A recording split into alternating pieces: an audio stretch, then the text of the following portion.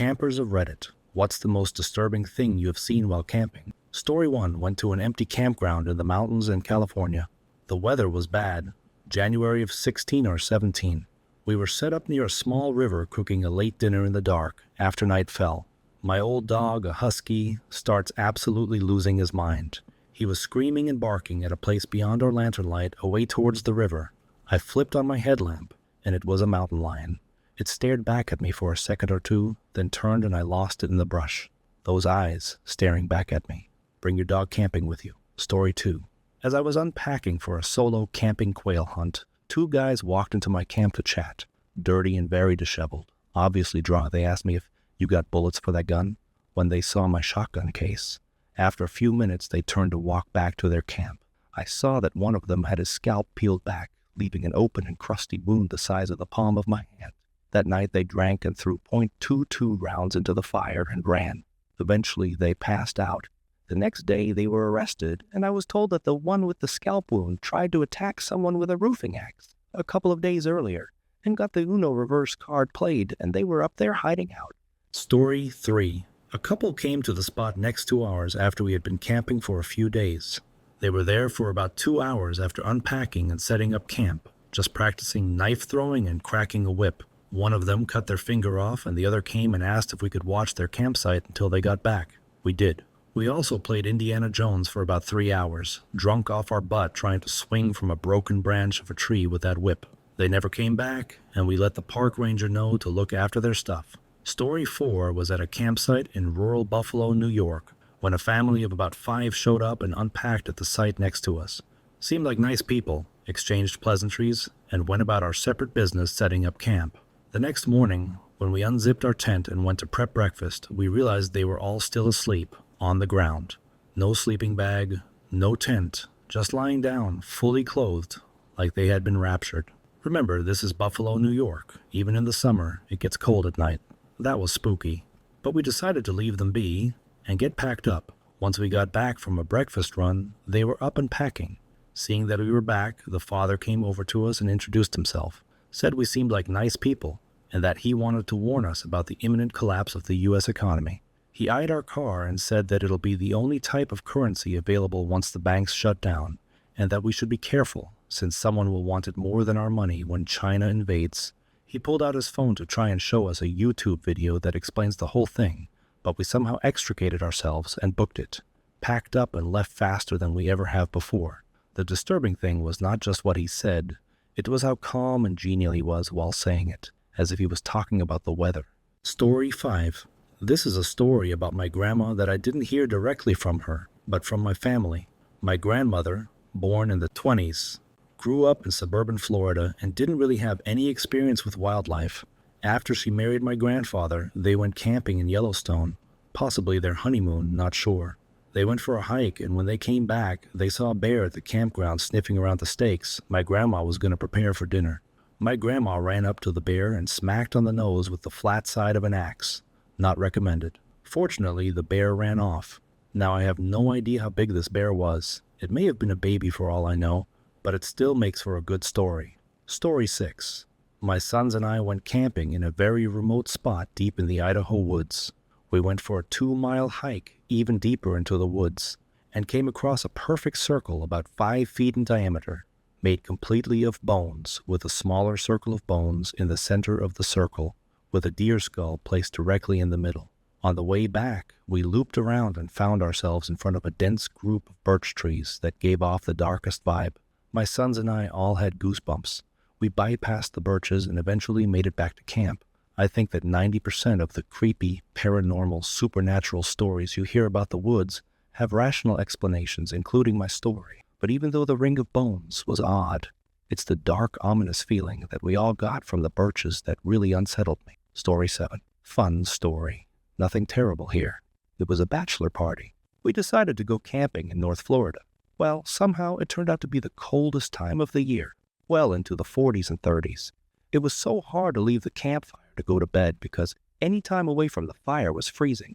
I lucked out to be on an air mattress, but other guys weren't so lucky. Day 2, and we're all hung over making breakfast. I'm trying to take a nap in the car when I see snowflakes coming down the windshield. Yeah, snowflakes in Florida at like 8 a.m. Well, about an hour later, a van pulls into the campsite next to us. It immediately hits a stump and blows a tire. A family with 2 kids jump out and start to set up. About this time, we are looking at these 2 little girls and wondering how the heck they are going to make it through a night like we just had. This family looked pretty prepared. Our suspicions were confirmed when the wife came over asking for a lighter and that her stupid husband forgot to pack anything that could make a fire. Oh man. Story 8. We were camping in St. Regis, Montana and floating down the Clark Fork River. I was maybe 15 years old. We split the family in 2 rafts. Dad always misjudged the timing, and a 5 HR float trip always turned into an 8 HR trip. We hit the water at 2 p.m., so by the last stretch it was getting dark and cold. We all heard a woman asking for help, not screaming but yelling, "Help me, please help me." I see a woman on the side of the river trying to reach the water with a guy behind her pushing her into the ground. Her shirt was ripped. She was chubby with olive skin, black hair. I remember she looked like my mom's age, about 40. Her hair was all jacked up on one side and there were twigs poking out. Us kids froze, but my dad started frantically paddling towards us kids and threw a rope so we didn't float down the river without them, and then he got both rafts to the side of the river. By then we were so far upstream there was just nothing we could do. Couldn't walk up the bank as it was wild and overgrown. We couldn't see or hear anything anymore. We sat there for a few minutes before we got back in our rafts. Cell phones were not widespread yet. This is the early 90s. Once at the campsite, my dad drove to town and reported what we saw. That was it. I think about that lady a few times a year. Story 9 lost with no service with my best friend in the Pike National Forest, Colorado, and managed to find a dispersed site campground. Just dry lots in a loop you could pull up and claim. In the dead of night, picked our dry lot, tramped a couple yards into the trees to set up our hammocks for the evening. After picking a hammock spot and slinging them up, we decided to take a little stroll around the loop to stretch and wind down before we turned in. In the center of the loop was an untamed grove of shrubbery and small trees. This night was so unnaturally dark we had to bust out the headlamps to get around safely. We prefer to walk around in the dark. As we were finishing up our last lap around the loop before we returned to the car to finish settling in, I heard fainting rustling coming from the shrubbery and turned to look into it. As I do that, I make very intense eye contact with 2 very large forward-facing eyeballs about 15, 20 feet from our spot on the gravel drive. The longer I stared, the hairs on the back of my neck stood up as the details came into focus. Rounded ears, apex eyes, very feline. It was a mountain lion. I vividly remember pointing at it and asking, "Rebecca, what the hell is that? Are you also seeing that?" We immediately started panicking like 2 teenage girls, talking very loudly and backing away with linked hands. It never made a move towards us that we saw. I think it was just observing us. We abandoned everything that we had lugged out of the car already, hopped in and didn't leave for the rest of the night. We actually had a blast sleeping in the car, seats folded down into a megabed with the windows cracked. Kind of wild to think that if we didn't go on our walk, we would have just turned in for the night, all snug in our hammocks. Who knows what could have happened with a big cat that close? Packing up our gear in the morning had me so on edge, I psyched myself into thinking we were being stalked by the cat. Story 10. One time there were these campers across from us at another site, and they were in their late 20s. They were drinking late into the night, which usually isn't a problem, Corp of Engineers Park. But this one dude would make this loud scream every time he took a shot, and he wouldn't stop doing it. At around 2 a.m., finally someone pulled up on a gator and told them all to shut up. This guy wasn't getting the hint, and his friends were telling him loudly not to drink anymore or scream. It got quiet for about 10 minutes, and then from inside my tent, I saw headlights and heard a car pulling out. I figured someone was taking him home because he was being annoying and ruining the fun for everyone. I'm finally starting to doze off, and with my eyes closed, I see a big blue flash and then a loud noise. There was a substation down the street, and I'm pretty sure that guy drove himself into it or something close to it because it was crazy, bright, and loud. I would say I feel sorry for the guy, but he was the most annoying person I had never met in my life. I probably heard him do his stupid Mario scream 15 times that night after 1 a.m.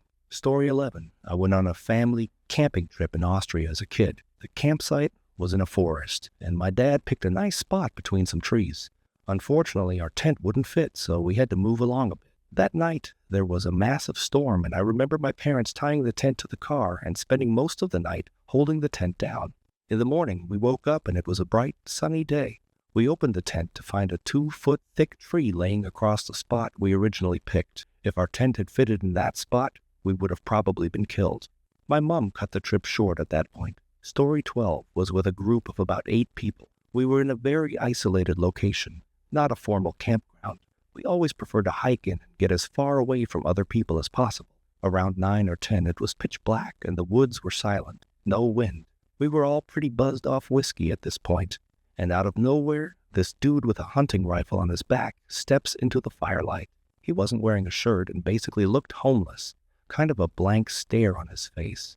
Keep in mind, we were in the Rockies at like 10K feet, so it was not warm, and he wasn't wearing a shirt. The fact that we didn't hear him meant he had definitely snuck up on us. We went silent and just stared at him. He looked around, didn't say a word, and backed into the darkness. We slept in shifts that night and kept the fire blazing. We could hear him moving around our camp till sunrise, when I guess he gave up. We got out of there at first light, and I reported it to the Park Service. Creepy mother truck. Story 13. Went to the forest with some friends one winter. We were completely unprepared and ended up sleeping in a tiny tent in the snow. I woke up in the middle of the night, hearing these grunting noises next to my head. I thought it was my friend snoring, but then realized there was this giant snout poking the fabric of the tent on the outside and literally breathing in my face. I barely held myself from screaming when the bear got bored of trying to get inside and left. We went outside in the morning, and there were massive paw prints everywhere, plus the leftovers of our food were gone. Lesson learned the hard way. Story 14. Back in the late 1980s, I was camping with a friend off the Ortega Highway in Southern California. It was a lovely autumn afternoon. As we were getting ready to take a long walk, some more campers drove in and, as people do, ignored a whole bunch of empty campsites to park right next to us.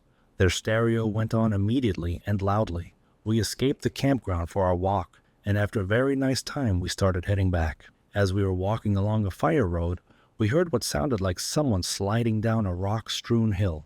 We round the bend and see our new neighbors next to a pickup truck. They have long guns with them, and as we got closer, we realized the sound we heard was them shooting at the side of a hill in full auto, machine gun mode, if you will. They're not shooting at anything, and don't seem terribly menacing. We nod at them as we walk by. Flash forward to about 3 a.m. the next morning, and the sound of Pink Floyd Dark Side of the Moon is echoing through the little valley where our campground is. Did I mention it was 3 a.m.? I like DSOTM as much as the next aging hippie, but it was 3 a.m. I finally got up, left at the tent, and walked into the neighboring space, approaching slowly. The automatic rifles were leaning against the picnic table, and as I walked up, one of the campers reached for one of the guns, but did not raise it menacingly. I smiled and asked if they could turn down their stereo. They didn't seem to be happy, but they turned it down, until I was just about back over to our tent, when they turned it up even louder. Not long before dawn, I believe they treated us to some Lynyrd Skynyrd. We left about 8 a.m. It's a pretty little campground, but I've never been back. Story 15 arrived at a campsite around 3 p.m. in the Val Verde, California area to camp one night with my boyfriend, who is a black man, and that is an important detail for later. In 2012, maybe one other family in the whole area but felt just like us. We set up and were chilling until around 7 p.m. when like 10 pickup trucks arrive and maybe 30 people congregate. They are immediately loud and obnoxious and too close, but whatever. We only stayed for one night, so whatever.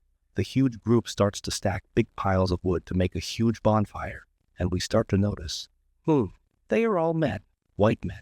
Most of them are bald. Then one younger guy comes over to us and offers us a beer. How nice. He says, hey, sorry if we are loud, but here's a peace offering. Then just before he turns back to his group, he says, you and that N-word better get out of here before dark. It was an Aryan Brotherhood meetup. We got out of there so fast. Story 16.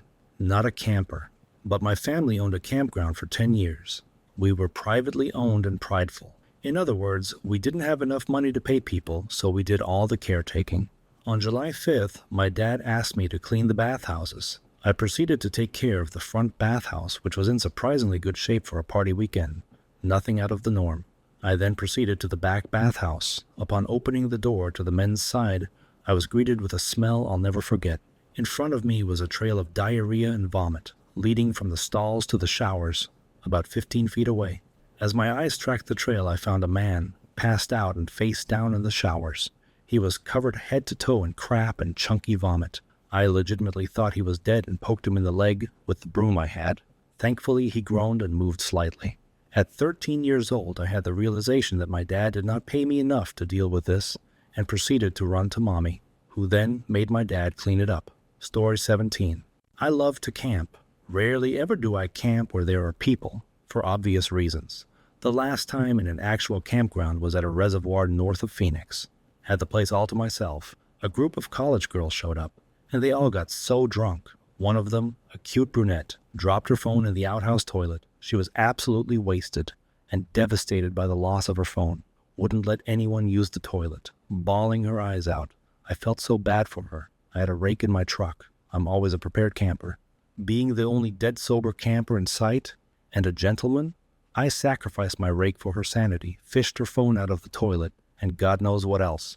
Her phone still worked. She grabbed it and immediately checked her social media, gave me a big, wet, sloppy, drunk AF kiss and hug. I bid the obligatory, "You're most welcome," and returned to my campsite. Sanitized my hands, washed them, sanitized them again, threw my rake in the fire, changed my clothes, tossed my infected with whatever vermin lives in a Phoenix AZ outhouse in the garbage, went to bed. Plus side of their loud party keeping me awake, I heard all about how I was the hero for rescuing her phone. I smiled to myself thinking, it was just a crappy phone. I miss Arizona sometimes. Stay safe, campers. Story 18. Wasn't so much that I saw as much as heard. My brother and I went camping up the mountain for a couple of nights. First night was awesome. Found a nice clearing where we could safely make a fire and camp out. The second night started great, but as it got dark, we heard a bear in the distance. There was a large, clear-cut area that it was in, so we could hear it from quite a long ways away, so we weren't too concerned at the time. Then, after the sun went down, we heard it much closer, enough that we could hear its footsteps in the woods. We were a little freaked out, so we tossed some rocks and yelled. It didn't seem to make a difference. It kept getting closer. Then we heard more of them, at least 3 coming from different directions, basically surrounding us. One got real close and growled in the darkness. We all know what a bear sounds like from movies, but in real life it's much more guttural, primal. You can feel it in your chest. And it also had this train whistle-like overtone to it. It was the scariest sound I've ever heard in my life. We packed everything up like it was an Olympic sport and got the F out of there. Thankfully, we had lots of light and a trail to follow. Because of the adrenaline, what took us 2 days to hike up took us 3 hours to get back down. I remember constantly looking back to see if anything was following us. We found an RV campground near the base of the mountain and had to steal some water at 2 in the morning because we were so dehydrated by the time we got there. We probably could have just asked for some, but we were still in primal caveman running from predators mode. Story 19. About 40 years ago, I went camping with 2 friends in upstate NY. One friend said he knew a cool place for camping. It was already getting dark when we left, and as was common at the time, we drank the entire way there. We get to the park and we're pretty blasted. We grab our backpacks and our supply of beer and a bottle of Jack and start heading in. We were stumbling around, but we ended up hiking for about an hour. Finally, we were deep into the woods and we find a nice clearing. We set up the tent as best we can, start a big fire, and continue to drink. We got wasted. The next morning I heard noises outside the tent. I stick my head out, and there is a troop of Boy Scouts surrounding our camp, and several are raking dirt onto our fire, putting out the embers. One of the scouts looks at me and days, "There's no camping allowed here." I look around and there are tons of people walking by looking at our falling down tent. Beer cans all over and other debris. We were in some day park, like where people come on weekends to hike and play with their kids. The worst thing was I looked to the right, and the parking lot, and our car was right there, about 50 feet away. We thought we were deep in the woods. We packed our crap quickly and took off.